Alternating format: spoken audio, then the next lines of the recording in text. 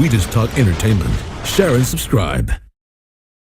Entertainment Talk Nation is what I'm saying. The right here is no joke, they ain't playing. Bringing you the best entertainment around. You're bound to get stuck and find out what it's about. More reviews, show reviews and game. Fun for you and believe it ain't lame. Only right there, your friendly neighbor YouTube. So go check it out and see what the scoop. Enjoy my friends, stay entertained to the end. It'll be the best time you ever spend.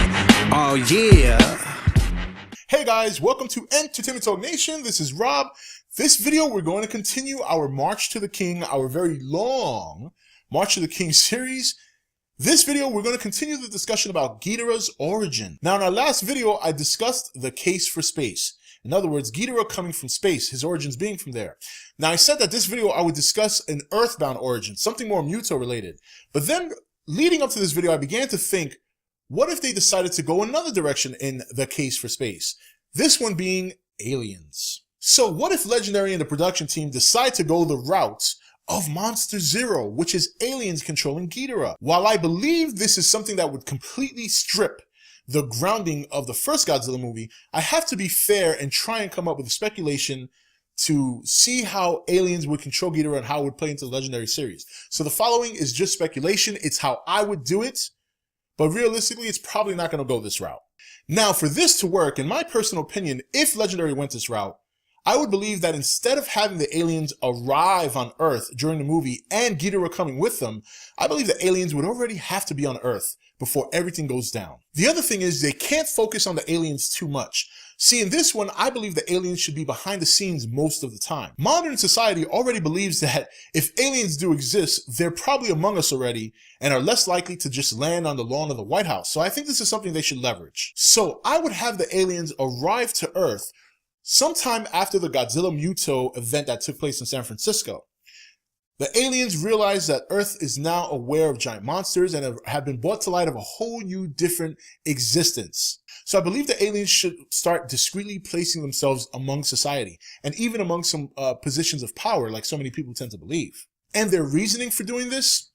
Don't complicate it. They want to take over and they want to unleash Ghidorah on the world. But their plans had to change. Once they saw the existence of Godzilla, they just couldn't come here and start thrashing the place. They knew Godzilla would be a threat, so they took a different approach. Now, this alien faction and this story could also play a part in the sequel to Godzilla. Assuming my approach, again, my opinion, I think that Mothra plays the villain in the Godzilla sequel. So you could start to place your Easter eggs or place your ideas in the second movie. Now, if you saw my Let's Talk Mothra video, you know that I had an idea of the twins being in the movie, but not being like the twins that we saw in the Toho series. Basically, two people who are twins related, could be even a boy and a girl, fully human size, that start a cult following of Mothra. And this cult following begins to become a threat for humanity. Well, now that I'm tying it into my Ghidorah storyline for his alien-controlled origin, perhaps that these aliens could be the cult. Perhaps even these two people could be either mind-controlled humans or aliens outright.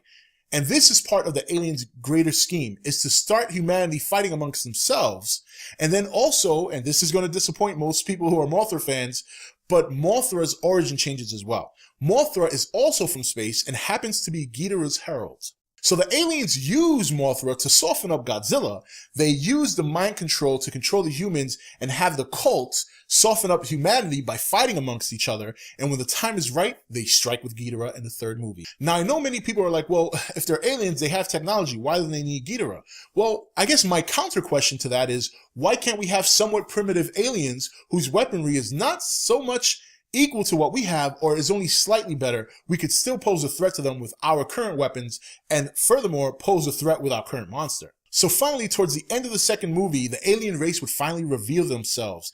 And at this point, humanity's been fighting amongst themselves, mind-controlled humans, and Godzilla's had a long brawl with Mothra, setting the stage for a third movie where we have human versus alien, which is not far-fetched considering some other movies we've seen in the past, and kaiju versus kaiju. So finally, in the third movie, humanity accepts Godzilla as their anti-hero, and while he still poses a threat and causes a lot of destruction, they have no choice not only to let him do what he does, but also assist him. And at this point in the story, destruction of cities and mass loss of life is actually considered the lesser of two evils. Will it go down like this? No, but that is my speculation. That is how I would do it if they handed me the script and handed me the responsibility of making a Ghidorah origin where he is controlled by aliens, much like Monster Zero. Anyway, guys, I hope you enjoyed the video. I hope you kind of like my story. Share some of your thoughts and some of your ideas of how you would handle Ghidorah's origin if it was mind control like in Monster Zero. This is Rob signing off for ETN, where we don't do news, we just talk entertainment. Take it easy. Thank you for watching ETN. Don't forget to comment, share, and subscribe. Join the nation's Facebook page to meet other subscribers or visit ETN's Facebook page and Twitter page. Links for all are in the description. You're watching ETN, where we don't do news, we just talk entertainment. Share and subscribe. Entertainment Talk Nation is what I'm saying. The right here is no joke, they ain't playing. Bringing you the best entertainment around. You're bound to get stuck and find out what it's about. More reviews, show reviews in game. Fun for you and believe it ain't lame. Only right there, your friendly neighbor YouTube. So go check it out and see what the scoop's scoop. Enjoy my friends, stay entertained to the end. It'll be the best time you ever spend. Oh yeah. Hey guys, welcome to Entertainment Talk Nation. This is Rob. This video, we're going to continue our March to the King, our very long March to the King series.